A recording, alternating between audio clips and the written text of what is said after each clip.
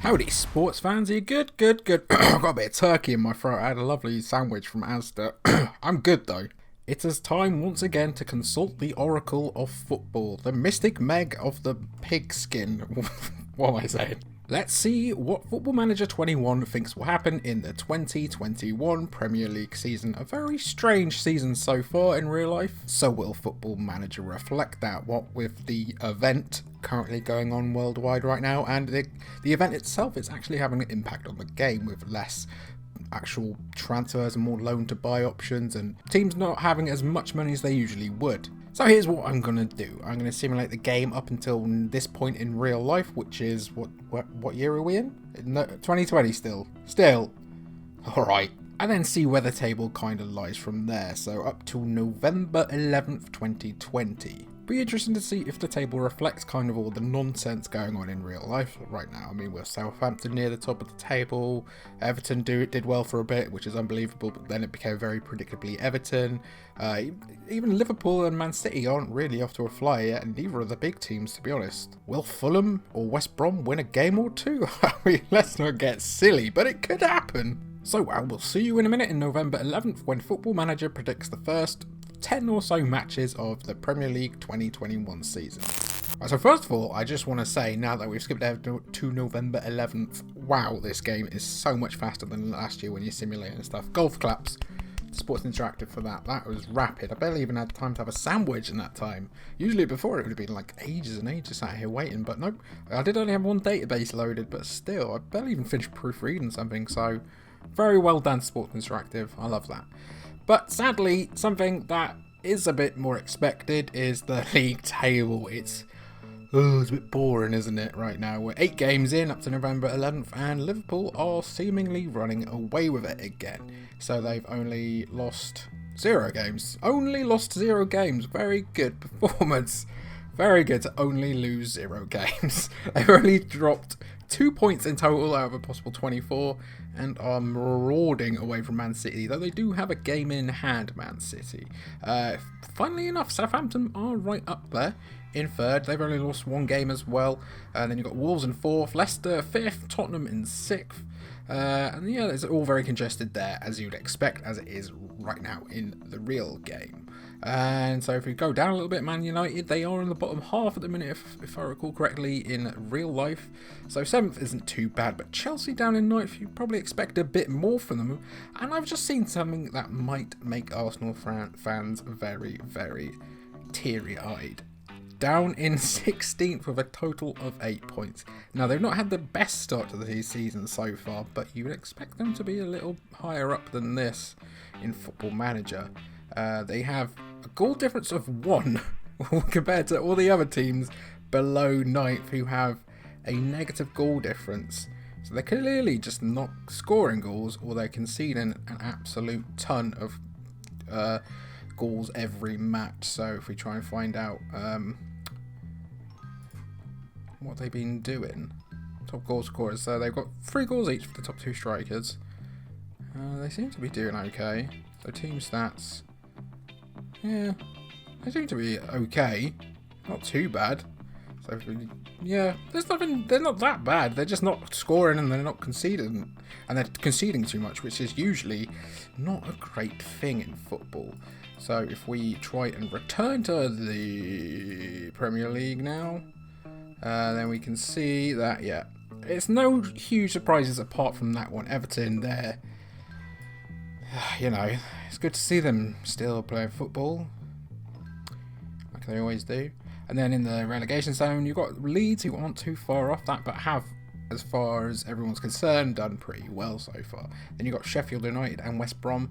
I think these two are actually swapped around in real life. But actually, I've just noticed Fulham have won a few games. They've won 4 games in total, which is pretty impressive against West Brom, Leicester and West Ham. So they've definitely been taking their chances, but they've lost not against the best teams and as well as Leeds. So West Brom have 2 points picked up against Southampton and Burnley. So far we have Danny Ings, top goal scorer of 6.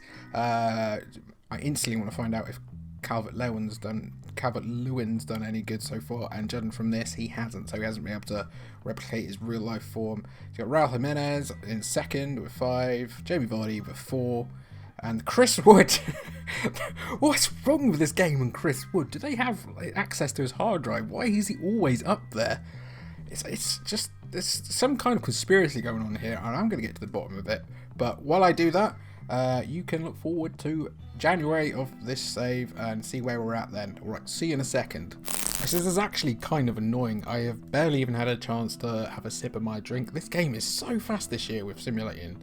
I'm very, very pleased with that. So, let's find out. Have Liverpool managed to stay at the top of the league so far? Or have they been? No, they're still there. Man City are catching up to them, and they have a game in hand, which means they could close the gap by 2 points. Now that's pretty exciting. But sadly, as you can see, Southampton haven't been able to keep up their early form. Everton are perking up a little bit. Still lost almost as many games as they've won though. And Liverpool are still undefeated, which is crazy. So yeah, it just seems they're picking up a few draws as time is going on. So they're doing very well. They've been drawn quite a lot recently anyway, so they might actually be on a little downwards turn. But the top 4 is as you would expect, really. Man United in 3rd, Chelsea in 4th. Where's Arsenal? Arsenal have been doing a little better down in 13th, but Tottenham are slipping down to 11th. Brighton, West Brom and West Ham make up the relegation spots so far. And even Crystal Palace are doing pretty well up at 8th. Yeah, so it's not as crazy as it is in real life. There are a couple of anomalies such as Arsenal and Tottenham. But again, we are only, he says, 21 games in so far. So here we are then. Here's a look at who has made the most transfers, well, any exciting transfers over the course of the, and there's immediately something that stands out, 2020-21 season. So Mandzukic went to Leicester at the start of the season, which was a bit of a surprise. Let's look for any more outliers. Wesley's already gone from Aston Villa. I didn't even know he was still there, to be honest with you. Didn't even know he was still there. Caballero's gone from Chelsea to Boca. A big loss to penis-based puns in the Premier League. No, nothing major from what I can see. So it does look like there's been a big effect from COVID in the game. So that's not a bad signing for West Ham at all. Gabbiadini. Didn't he already play from them? No, Southampton. Sorry about that. So if we go down, Henry Saivet has gone from Newcastle to Bristol City. I always feel like he was there in 2005 at Newcastle, but apparently not. One of them names. So Danny Rose has finally threatened to murder Jose too much and is now at West Ham. He is free. Anthony Gordon has gone from Everton to Birmingham on loan, which is, he needs that. Has there been any massive transfers with all these? Yes. Liverpool signed Alexander Isak from Real Sociedad for 64 million. But apart from that, there's not been that many. But bear in mind that this is after all the transfers in real life went through. So this does take that into account. So there's nothing really. Julian Draxler went from PSG to Chelsea for 12.25 million. That's a pretty good deal. But then Emerson left Chelsea to Ajax for 12.75 million. So there's a few little deals in here, but again, because we've already had that transfer at the start of pre-season, or the actual real-life transfers, I don't think teams have a lot of money to play with anyway. Sorry, I had a tea really quickly. I wasn't expecting it to sim so quick, so I'm a little bit flustered, a little bit, feel it in my throat. So nothing major apart from that one deal there. Amad Diallo, which happened in real life. Yes, that is the actual transfer going through in January, yeah. So that's the real life transfer going through. Frederick Mitscho went from Alkmaar to Man City. Iheanacho left Leicester for Krasnodar. Okay. For a possible 18.5 million. But apart from that, this guy finally left Brighton. Is Chiadero, he cost them a lot of money if I remember correctly. Yeah, that's a lot of money for Brighton. So yeah, so far nothing too crazy really, all things considered. Liverpool at the top as we enter the second half of the season, end of January. Let's see how the season wraps up. So, as you can see, there's been a little surprise, but not really, considering that Liverpool have been pipped to the Championship by Man City by 1 whole point. They don't have as good a goal difference. They've conceded as more, but apparently Liverpool just drew too many games.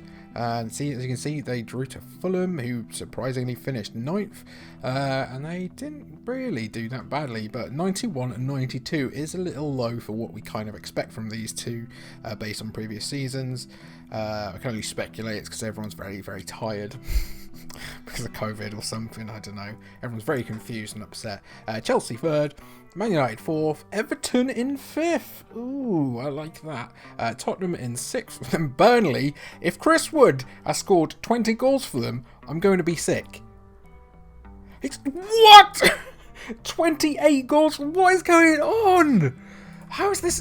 Is this a bug that they're all in on, but they just don't want to fix? Is this a glitch that Sports Interact know about? They're like, it'll be funny just to do this every year, every single year until Chris Wood retires, and then bring him back as the best manager in the world. He scored 28 goals over the course of the season, which is absurd. He's 21 goals in the Premier League. Right, I'm going to look into this. I'm going to ask some very hard questions of Sports Interactive after this, I think. But Fulham 9th, Southampton 8th, Arsenal 10th, Leicester 11th, Leeds 12th, Brighton 13th, Crystal Palace 14th, Wolves down in 15th. So there does seem to be something wrong with the way Football Manager understands these two teams. Because they always have, every year it seems to be Wolves and Leicester always seem to be in the bottom half, and it seems to be the case here again in Football Manager 21. So yeah, it's very interesting.